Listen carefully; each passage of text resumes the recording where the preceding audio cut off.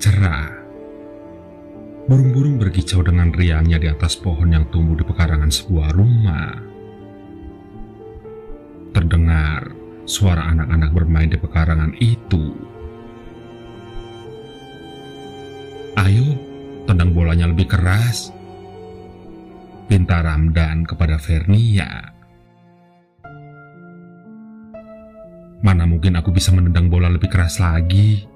Aku kan perempuan," balas Vernia. "Ah, tidak enak ya punya adik perempuan. Tidak bisa diajak main bola," kata Ramdan jengkel. Vernia tersindir dengan perkataan kakaknya itu. "Ya sudah, kalau begitu kakak main aja sendiri." "Ya udah deh, tendang bolanya sekuat kamu saja. Gitu aja marah. Kamu kan tahu kalau kakak belum punya teman di sini," kata Ramdan sambil tersenyum supaya adiknya mau menemaninya bermain bola. Ramdan, Vernia dan orang tuanya baru saja pindah rumah kemarin siang. Mereka pindah rumah karena ayahnya dipindah tugaskan sebagai seorang polisi. Kali ini, Vernia menendang bola itu sangat keras. Bola itu pun melambung tinggi, sampai-sampai Ramdan tidak bisa menangkapnya. "Wah, bolanya masuk ke pekarangan rumah sebelah, Ver." Ramdan menunjuk ke pekarangan rumah sebelah. "Cepat, kamu ambil bolanya, Ver. Nanti hilang." "Loh, kok aku yang disuruh ambil? Kan kakak yang menyuruh tendang lebih keras." Vernia kesal melihat kelakuan kakaknya itu. "Kan kamu yang nendang, jadi kamu yang ambil," kata Ramdan sambil sedikit melotot. Akhirnya, Vernia pun terpaksa pergi ke pekarangan rumah milik tetangga mereka. Pagar yang pendek itu pun dengan mudah dilompatinya. Sesampainya di pekarangan, Vernia mulai mencari bola milik kakaknya. Dia mencari ke semua sudut pekarangan, tetapi tidak ditemukannya bola itu.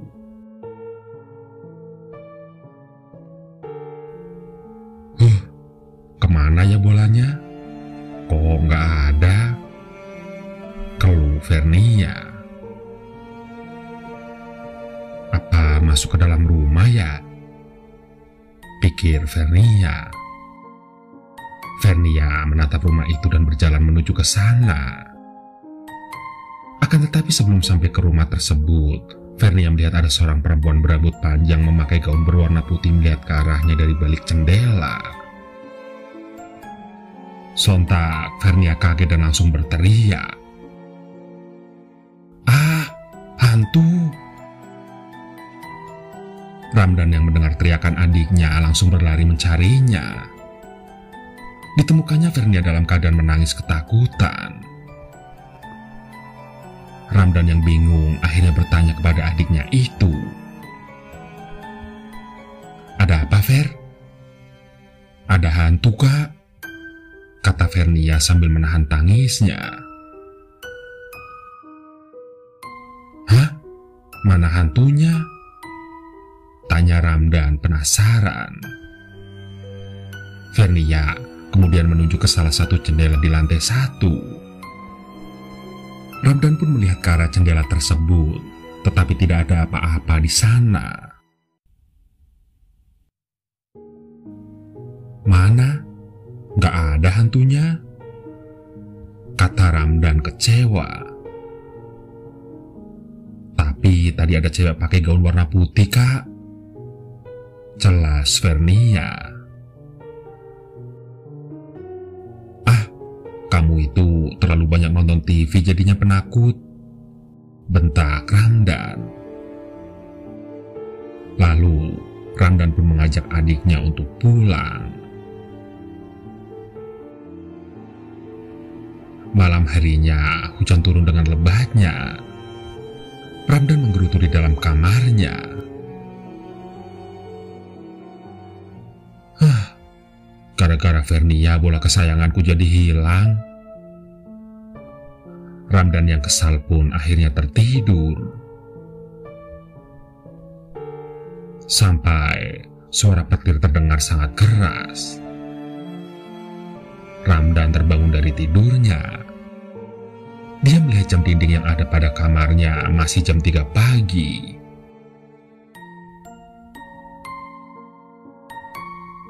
Kok dingin banget ya? Kata Ramdan pelan. Ternyata Ramdan lupa untuk menutup jendela kamarnya. Ramdan pun kemudian bangun dari tempat tidurnya untuk menutup jendela tersebut. Dan ketika hendak menutup jendela, Ramdan melihat ke arah luar. Kebetulan sekali, jendela kamar Ramdan menghadap langsung ke arah rumah tetangganya yang kata Vernia berhantu itu.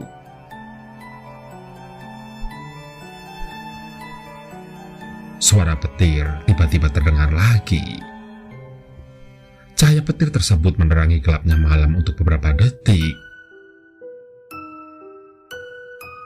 Dalam beberapa detik itulah, Ramdan melihat seorang perempuan berambut panjang memakai gaun putih sedang melihat ke arahnya dari sisi jendela yang berhadapan langsung dengan jendela kamar Ramdan yang berada di lantai 2. Ramdan terkejut dengan apa yang dilihatnya.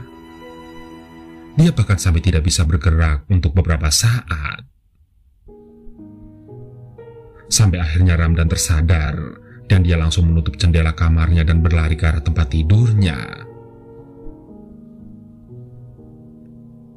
Di atas tempat tidurnya itu, Ramdan sangat ketakutan. Dia tidak bisa berhenti untuk gemetar. Dia masih terbayang-bayang dengan kejadian yang baru saja dia alami.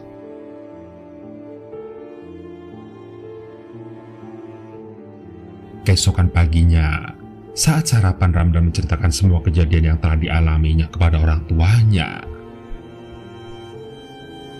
Akan tetapi, bisa ditebak, orang tua Ramdan tidak percaya dengan apa yang dikatakan oleh anaknya itu. Mungkin kamu hanya mimpi, Dan, kata ayah Ramdan. Tidak ya, Ramdan tidak sedang bermimpi. Vernia juga melihatnya kemarin siang, balas Ramdan dengan kesal. Iya ya, Vernia melihat juga, sahut adiknya. Namun, sang ayah hanya tertawa mendengar cerita anak-anaknya tersebut. Sudah, ayo cepat dihabiskan sarapannya. Nanti telat lo pergi ke sekolahnya. Ini kan hari pertama kalian di sekolah yang baru, kata mama yang mulai capek mendengar cerita anak-anaknya. Iya, Ma, jawab Ramdan dan Vernia serempak. Singkat cerita, pukul 1 siang Ramdan pulang sekolah. Setelah sampai rumah, Ramdan melihat mamanya sedang berbicara dengan seorang perempuan. Perempuan tersebut melihat ke arah Ramdan. Wah, ini Ramdan ya? Tanya perempuan itu. Iya, itu Ramdan anak pertama saya, jawab mama Ramdan. Ramdan, ayo beri salam sama Tante Heni, pinta mama kepada Ramdan. Ramdan pun memberi salam kepada Tante Heni. Tante Heni ini yang punya rumah di samping kita. Dia jarang pulang ke rumahnya karena pekerjaannya sebagai desainer baju yang mengharuskan dia untuk sering keluar kota, kata mama menjelaskan. Ramdan, mama kamu tadi cerita kalau Ramdan melihat hantu di rumah tante ya? Tanya Tante Heni sambil tersenyum. Iya tante, rumah tante angker ya? Jawab Ramdan. Tante Heni dan sang mama malah tertawa. Ramdan pun kemudian menjadi bingung melihat mama dan Tante Heni yang tertawa. Loh, kok pada ketawa sih? Begini Ramdan, kamu salah sangka. Yang kamu lihat itu bukan hantu, tapi manekin milik tante yang tante taruh di dekat jendela di lantai 2. Tante punya banyak manekin untuk dijadikan model gaun yang tante buat. Di manekin itu juga tante kasih rambut palsu supaya kelihatan seperti manusia asli. Jelas Tante Heni.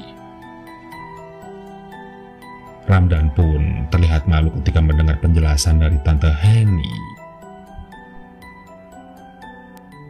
Oh, jadi itu cuma manekin ya tante? Makanya jadi cowok tuh jangan penakut, kata mama. Iya ma. Ramdan ganti baju dulu ya ma, sahut Ramdan sambil menaiki tangga menuju kamarnya. Tak lama setelah itu, Tante Heni pamit kepada Mama Ramdan. Dan di dalam mobil, Tante Heni baru merasa ada yang aneh. Tapi kok aneh ya? Padahal aku meletakkan manekin cuma di lantai 2.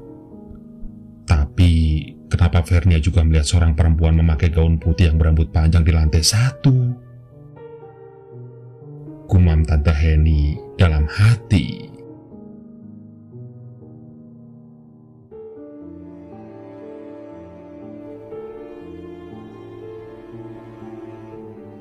Perjalanan travel agak sedikit telat ke arah Bandung karena hari ini weekend. Jalanan jadi macet, dan aku sudah bosan dengan pemandangan jalan. Bahkan saat sampai di Bandung, aku masih harus dipusingkan dengan alamat rumah baruku. Orang tuaku pindah rumah karena alasan finansial. Di rumah kami yang dulu, kami sering didatangi penagih hutang, hingga akhirnya kami pun pindah. Sudah hampir 2 tahun aku bekerja di Jakarta, dan malam itu aku akan ke Bandung sekedar untuk mengunjungi orang tua dan rumah baru kami itu. Aku lihat jam menunjukkan pukul 10 malam. Akhirnya aku memasuki areal perumahan dengan berjalan kaki. Jalanan sudah sepi, tidak ada satupun orang yang bisa kutanya. Dan dengan berbekal feeling, aku mencoba mencari rumah nomor 73 itu. Aku terus berjalan sambil memandangi nomor rumah, hingga tidak berapa lama di depanku terlihat ada seseorang yang sedang berjalan. Aku berlari kecil mengejar orang itu. Ternyata itu adalah seorang wanita. Wanita itu berjalan menunduk, dan sampailah aku di sebelahnya. Permisi, maaf mau tanya, ucapku. Wanita itu berhenti lalu menengadahkan kepalanya. Matanya berair, dia terlihat seperti sedang menangis. Aku pun jadi merasa tidak enak.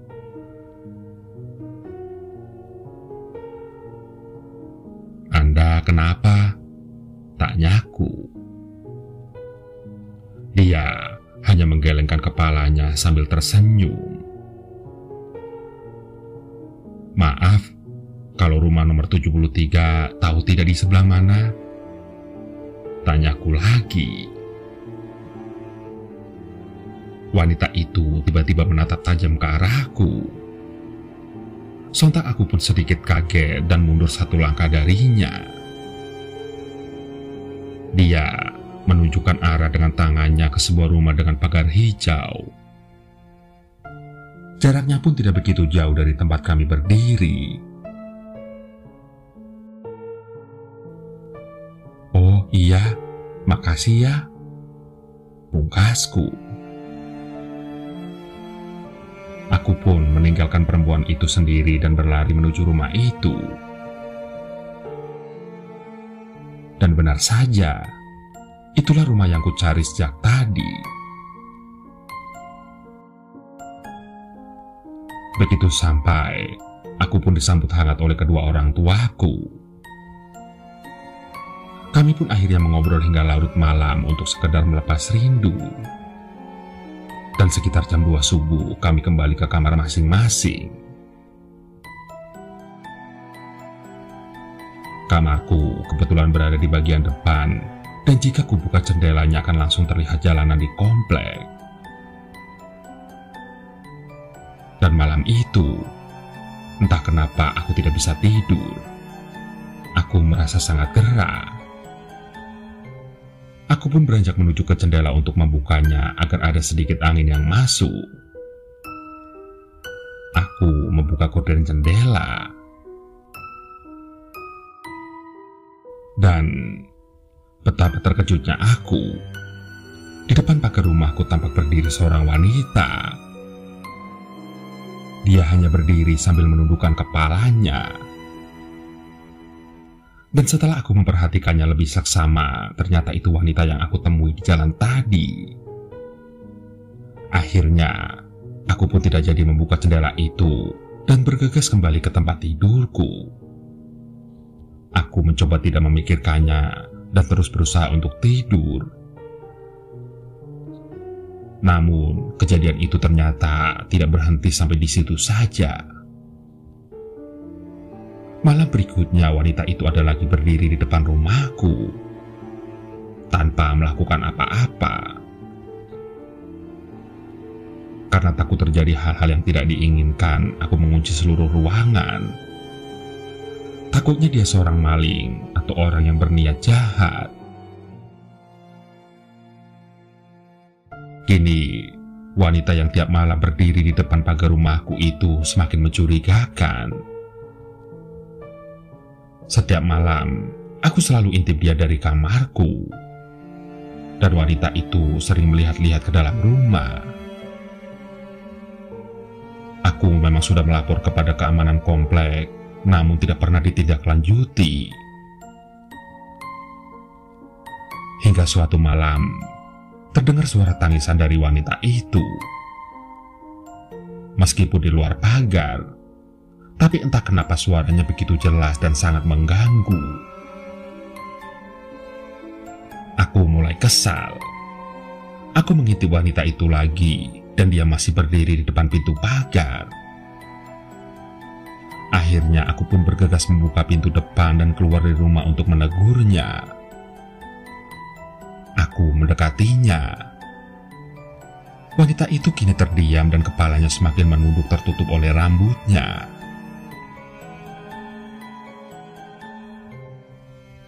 "Maaf, Anda ini siapa ya?